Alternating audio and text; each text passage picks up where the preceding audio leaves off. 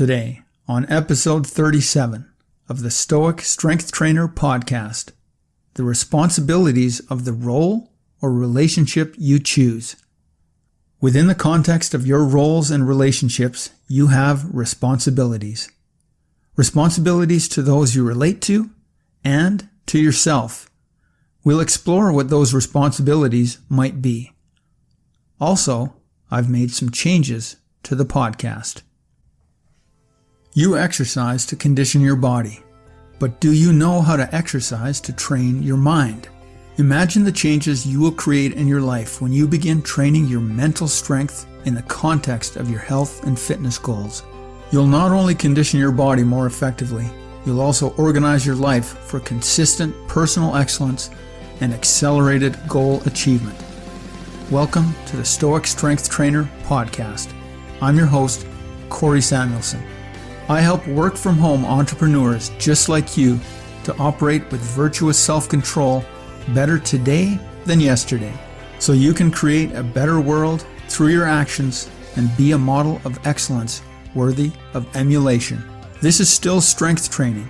The difference is, it's the only strength training that makes all the difference regardless of your circumstances.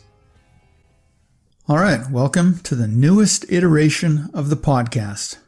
There are some changes, some of you may have noticed, but I'll get into that at the end of the episode. First, we'll dive into chapter 30 of the Jim Kyridian. Begin quote, "Be aware of your roles and relationships. If you are an X, be an excellent X, if that is the role or relationship you choose to maintain.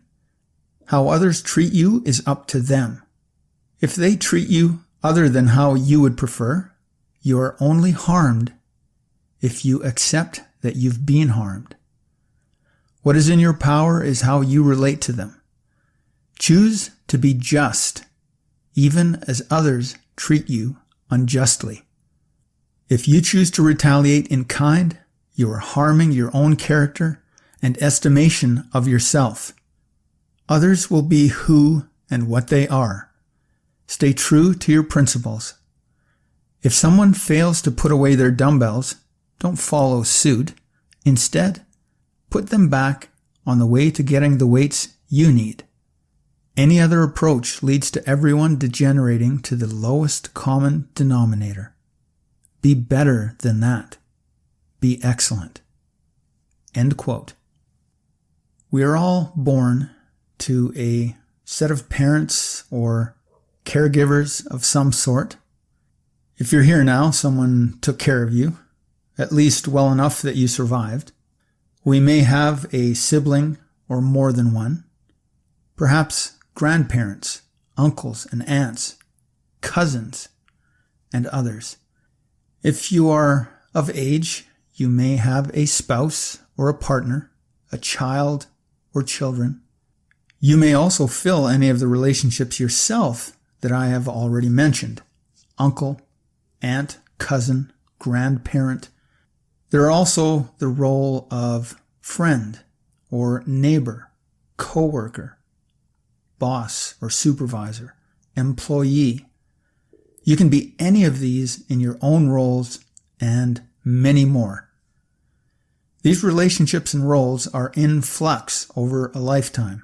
People are born and people die. Friends come into our lives and they go. Work-related roles change. And sometimes these roles and relationships change quickly. Each of these relationships and roles will have some cultural expectations as to how we are to behave. With work-related roles, there are likely contractual expectations that are stipulated in writing.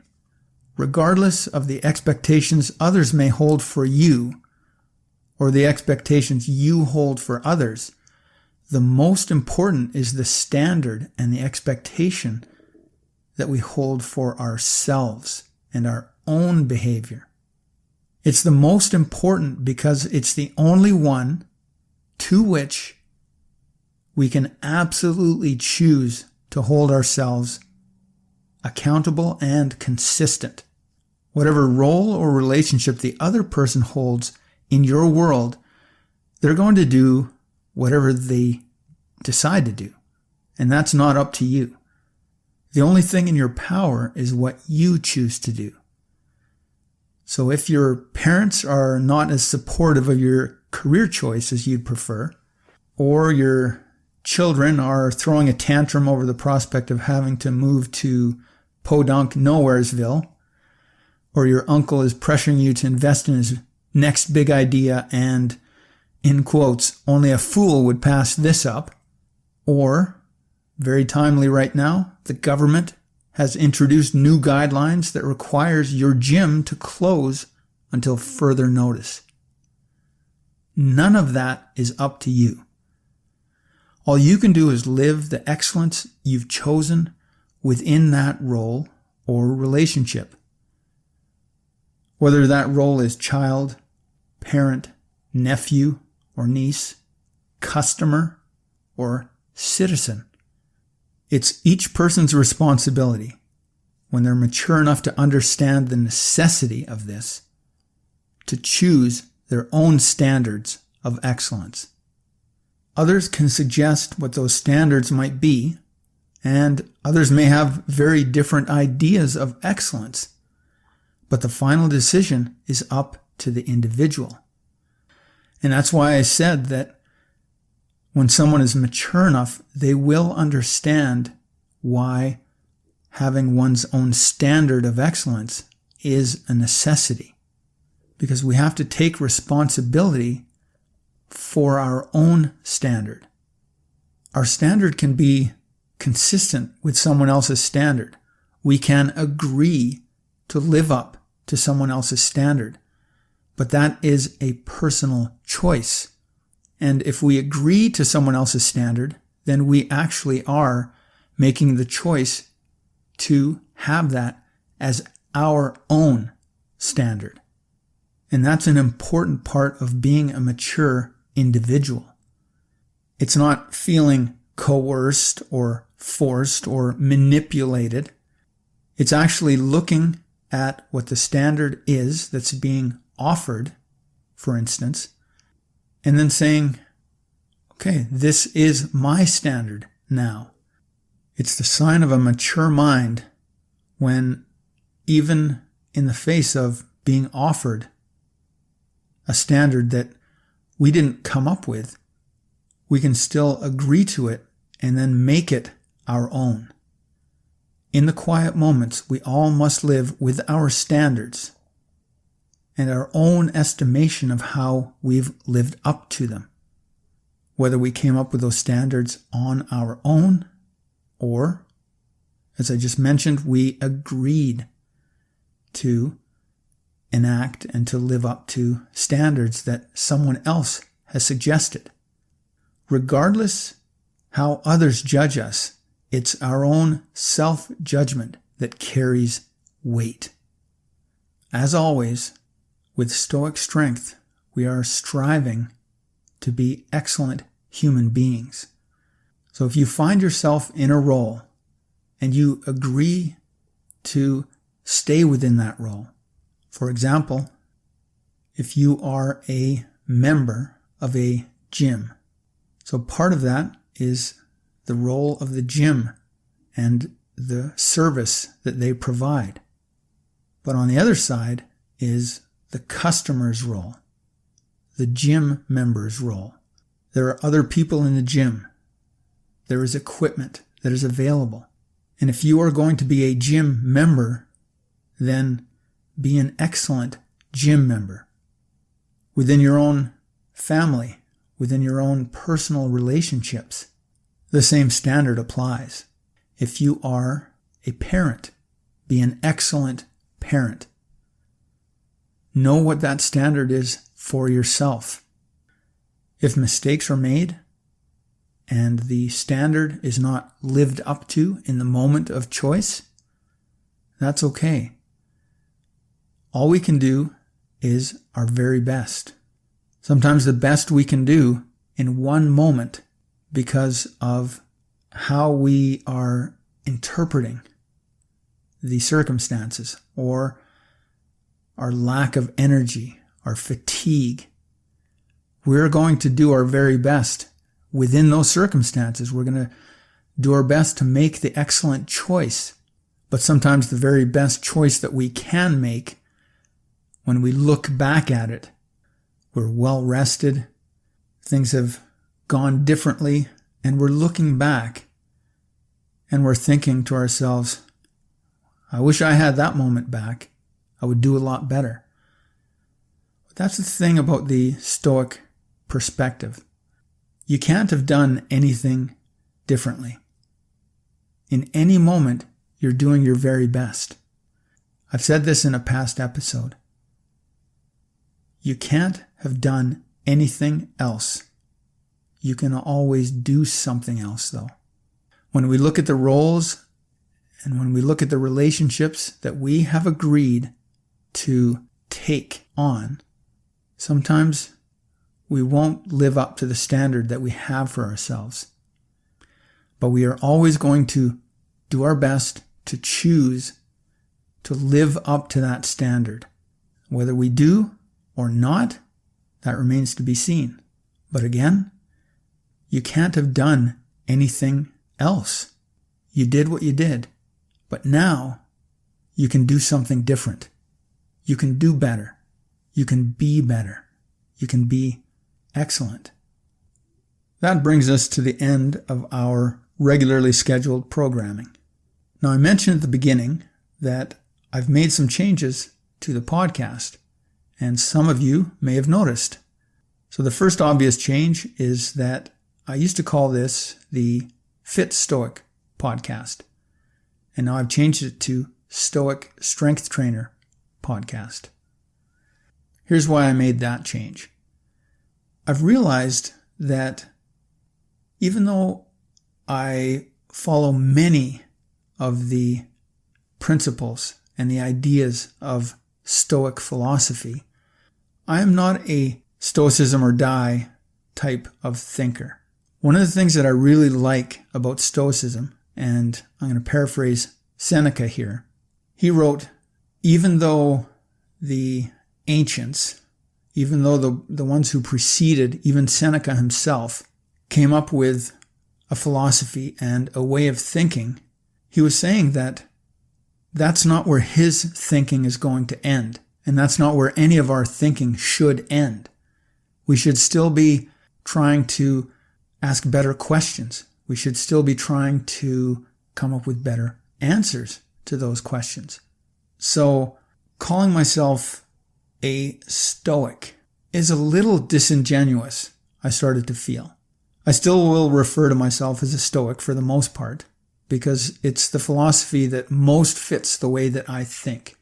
But I have, even right from the beginning of the Fit Stoic podcast with that title, even then I differentiated my thinking with the phrase Stoic strength athlete, Stoic strength training, that kind of thing.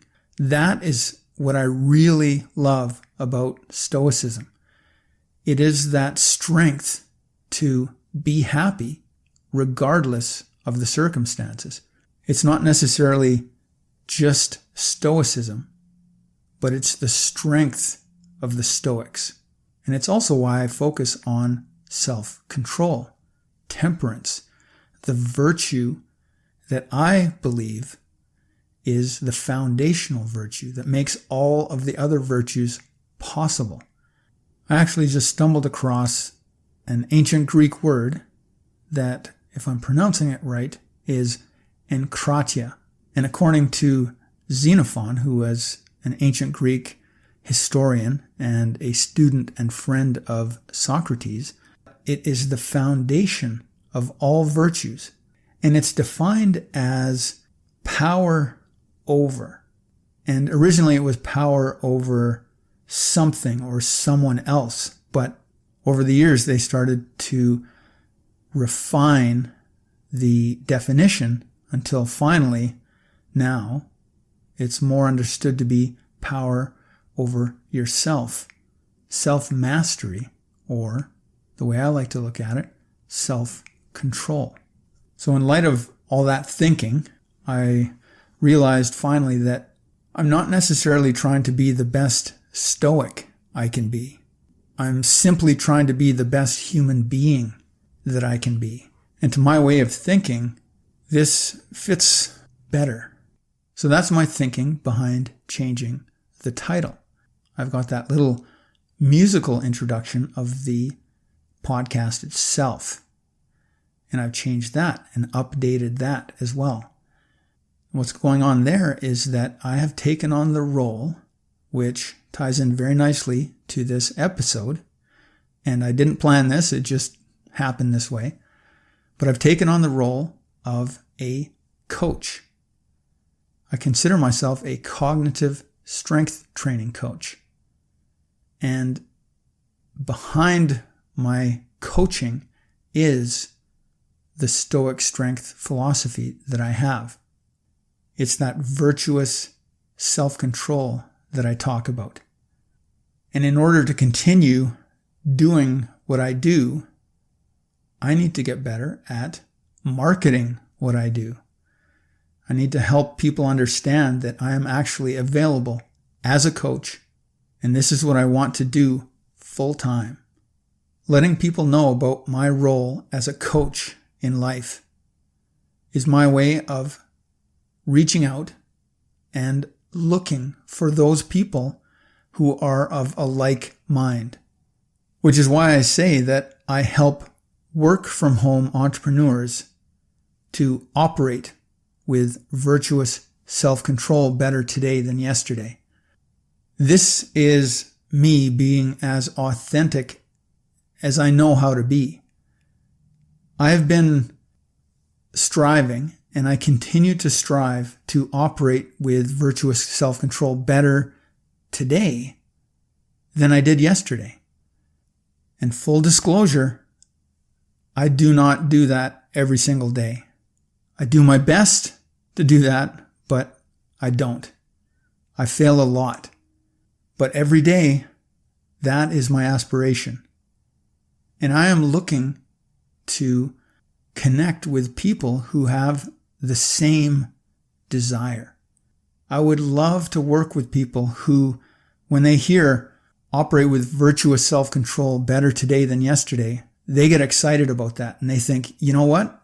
That's how I live my life, or how I try to live my life, or the way that I want to live my life.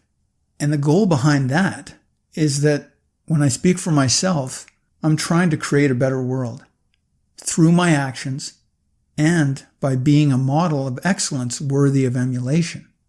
I'm laying this all out because I realize that I have been holding back. I haven't been sharing very many personal stories at all in these podcasts. The odd amusing little anecdote or a brief glimpse into my childhood, for example. But I haven't really laid anything out as raw as I can be.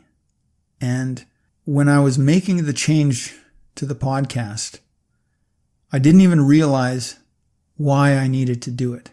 I was thinking mainly about, well, it's smart because I'm a coach and I need to market that.